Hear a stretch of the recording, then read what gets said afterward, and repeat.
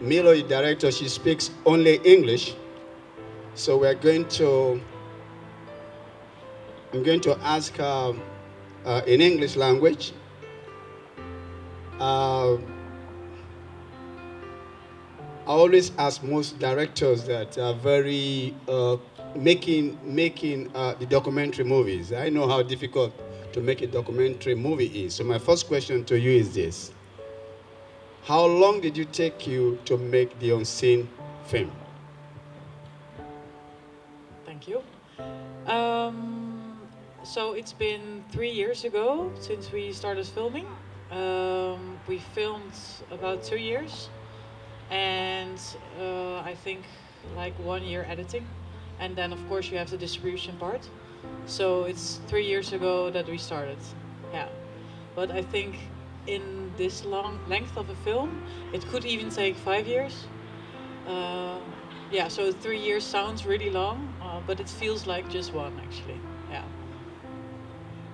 Thank you, thank you, thank you.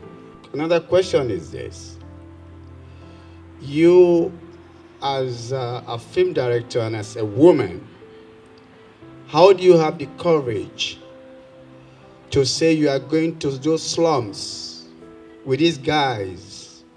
That these guys are like in the prison. Some of them, they've not even seen a woman for a long, long, long, long, long time.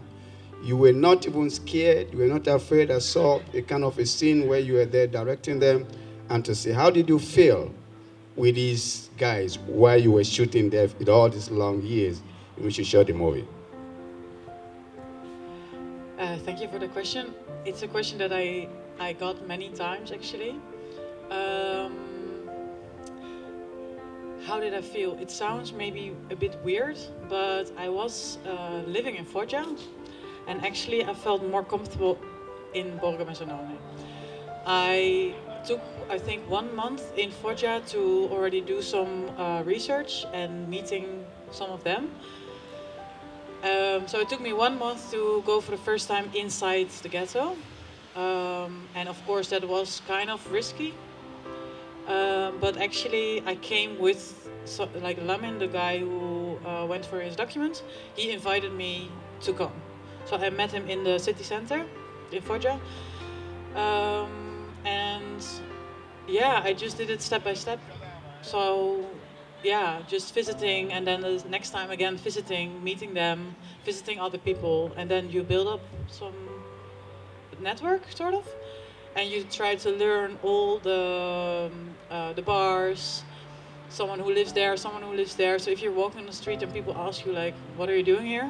You kind of tell them who you know, and then they're like, "Oh, okay, she knows the way." So I never felt super scared actually. And how I got the courage, it just felt like something that I don't know, it was just attracted, I just got attracted to it, and I wasn't really scared, which maybe sound a bit weird, but yeah. That's very interesting. That's very interesting. So I would like to pass the microphone to the audience to ask the director Milo a few questions. And to be sincere, there's somebody particular I would like to quickly call on who actually lived, or because of the kind of job she's involved in, she has been to Foggia several times. So I would like to call on Frida herself, who is just right there. She's a journalist. Allora, l'Italia è uno dei pochissimi paesi che hanno una legge contro il caporalato. Okay, what she's trying to say is that Italy is one of those few countries that have laws against discriminating these workers. Questa è la legge 199 del 2016, fatta dopo la tragica morte di Paola Clemente, morta di fatica nei campi di Foggia. Okay, this is a law that was created 19, what did you call 2000? 199 del 2016. Okay, 2016, and the law is 198, which that law was emanated because of the fact that an immigrant died during right there in Foggia. Thank you. The system that you're describing, it's called caporalato, the word that you use as well. We also wrote it down in the end description. It's indeed a system of, if you translate it to English, you say gangmaster system. And they are actually the middleman between the workers and the farmers, and they misuse the workers. So they keep a part of their income or other things. And now, sorry, your question is, why is this ignored, actually, right? Why is it not? Why is the law not respected? Yeah, I think it is because actually Italy needs these people to work here, but they don't want to give them a permit to stay. They don't want to give them a residence permit. I'll give you an example. That guy was jubilating, okay? He got the permesso di soggiorno, the guy that's the protagonist of the movie, of your film. Very happy. But if you take a look at the expiring date of that permission, maybe it's less than a year. So what happened is that what happened is that they gave him the stay permit that lasts like maybe some few months. It's already expired, so he has to start all over again. So I understand.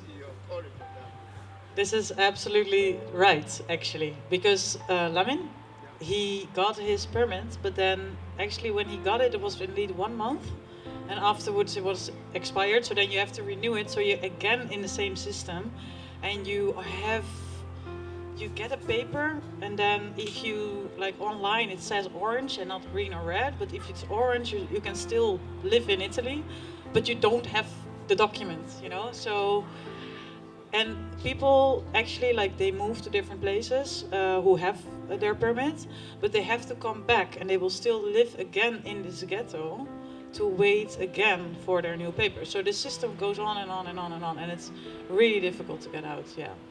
I would like to ask you, you spend a lot of time with these boys, speaking with them, and so you can understand what they feel also, I think, no? And so I want to ask you what they think about Italian people who permit that these Borgo Mezzanone exist and these people live in this really not human condition. And what they think about European and Occidental country that it seems like a dream when they live in Africa, but when they arrive here is a system that sfruttare, come si dice? Sfruttare. Exploitation them like when they are in Africa. Thank you. So actually it's 2 questions, I guess. Yeah. So just repeating, what did they think before? Italian? No, what they think now that they are here about Italian people that permit that this situation exists, and what they think now about European and Occidental country that before they see like a dream, and now that they are here, they see that is exploitation. Yeah.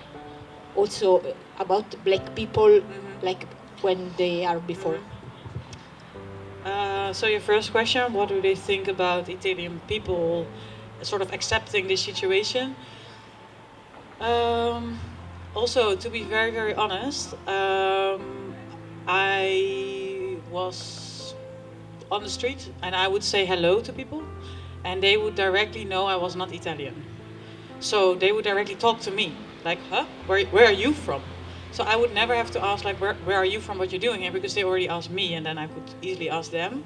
So I think how they see Italian people is really that they are not accepted, actually.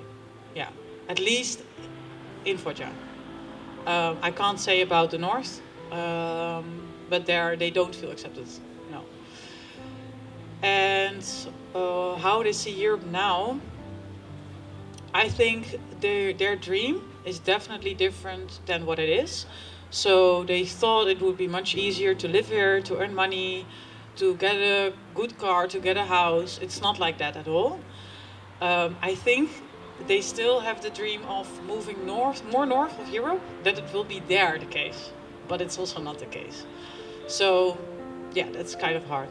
But they know that the dream is just not what it is. And they also know that moving out of Italy is also hard because they will be controlled at the border. And also getting an asylum in another country is also not easy. So they know that, but they still think that maybe they could get easier work or get better paid or whatever. But yeah,